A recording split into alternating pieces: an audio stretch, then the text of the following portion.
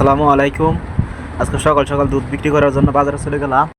আমাদের এখানে প্রতিদিন নয়টায় গোয়াল আসে।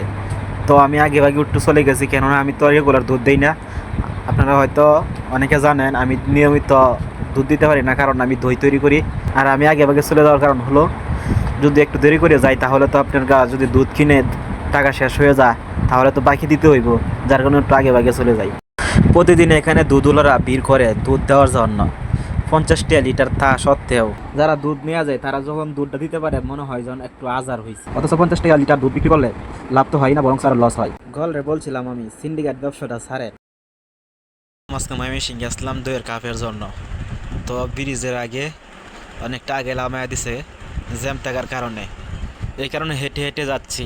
তো আমি নিয়মিতই আর কি দইয়ের কাপের জন্য ময়মনসিংহ স্বদেশি বাজার যাই। সপ্তাহে একদিন আর কি যেতে হয়। শহরে 1-1.5 কিলো পথ হাঁটলে বোঝাই যায় না, আর গ্রাম অঞ্চলে 1-1.5 কিলো পথ হাঁটলে আপনার বোঝা যায় কতটা না জানি পথ হাঁটছি। এই বাসটির কারণে মূলত জ্যামটা লাগছে। বাসটি নষ্ট হয়েছে, যার কারণে পিছনের গাড়িগুলো আটকা, সামনেতে দেখেন ফাঁকা। বৃষ্টি মূলত 1/2 কিলো, ব্রিজের আগে আরও কতটা হেঁটে আসতে হয়েছে।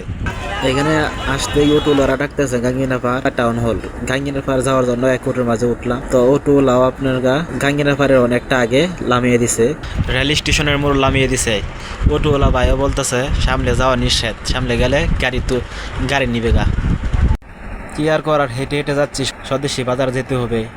আমি আপন কুকারিজ থেকে নিয়মিত মাল আনি আর কি। দোকানে চলে আসলাম। তো দীর্ঘদিন ধরে মাল আনি বিদায় ভাইয়ের সাথে একটা আন্তরিকতা সৃষ্টি হয়েছে।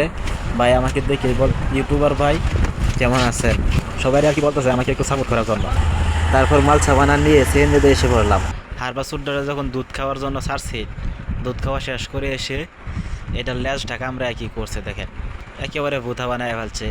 দুধ খাওয়ার জন্য ছাড়লে দুধ খাওয়া শেষ করে এটার সাথে আনারে ধরা শুরু করবো, এরকম পাজি ছায়া থেকে দেখে। অনেক সময় দেখা যায় মন মেজাজ ভালো লাগে না, তখন তাদের বুকলো গেলে আপনার মনটা অনেকটা ফুরফুরা লাগে। এটা ফিল করতে পারবে শুধু প্রসবপ্রেমীরাই, খামার করে কিছু প্রফিট পাওয়ার আশায়। কিন্তু এগুলোর প্রতি যে একটা মহব্বত সৃষ্টি হয় সেটাও অপরন্ত। দুপুরবেলার খাবার দিলাম।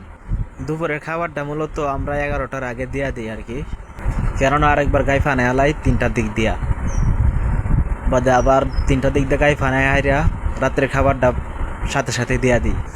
এসব গরু রাখতে গেলে অলসতা করা যাবে না, সময়ের কাজ সময় করে নিতে হবে, না হলে আপনার গায়ে এক সময় দেখা যাচ্ছে 2 কাজ একসাথে জমে গেলে পরিশ্রমটা একটু বেশি হয়ে যায়। দেখ কিভাবে সবলে হ্যাঁ খা। আচ্ছা তোর গায়ে এইভাবে সবলে খাওয়ালে খা।